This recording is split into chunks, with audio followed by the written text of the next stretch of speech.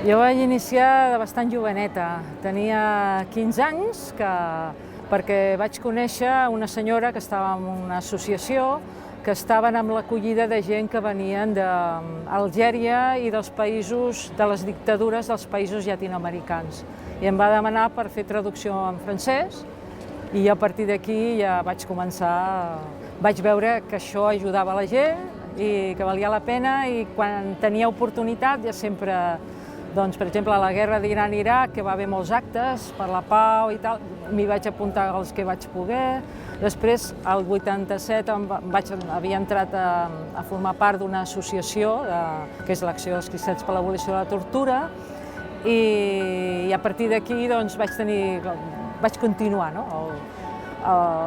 La lluita per la pau, sobretot des de la perspectiva dels drets humans i com una manera d'actuar per sostenir la vida i l'esperança de les persones i també dels pobles, perquè a vegades són col·lectius que estan patint aquestes violacions, no? dels seus drets. I això en xarxa, s'ha de fer en xarxa.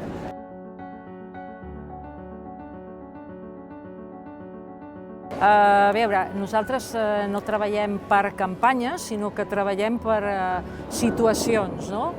I llavors a mi el que m'ha marcat molt ha sigut la situació a Mèxic, no? Aquí, que us deia, tota la plataforma que va haver per l'Iran, l'Iraq, però en altres llocs que m'he encarregat de Mèxic, la qüestió dels indígenes, la situació de les poblacions indígenes, i com que vaig tenir oportunitat d'estar allà amb ells i vaig veure l'efecte que té tan positiu amb ells, doncs això per mi va ser molt bo. O sigui, va ser com tornar diferent, no?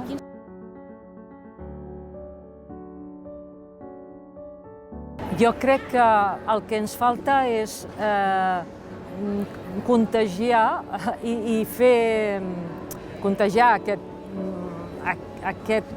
aquesta sensació i aquest fet, que és que val la pena fer-ho, no? Que val la pena, que qualsevol fet petit val la pena, que encara que veiem unes situacions que són molt grosses, com ara estem amb les guerres aquestes que tenim, no? I moltes violacions dels drets humans i que la ONU de vegades sembla que no respon, però que sí que val la pena perquè quan tens contacte amb les persones, doncs veus que elles reneixen, no?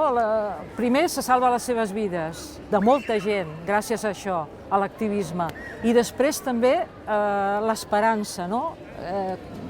Fa que la gent tingui esperança, i això ho veus, ho palpes si hi ets, no?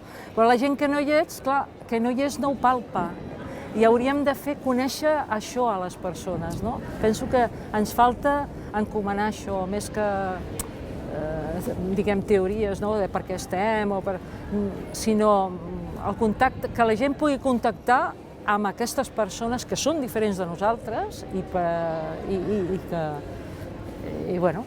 que val la pena estar al costat d'elles i d'ells i conèixer-los i actuar juntes, no? Perquè ens enriquim mútuament, no és només l'acció pels altres, sinó que és l'acció conjunta.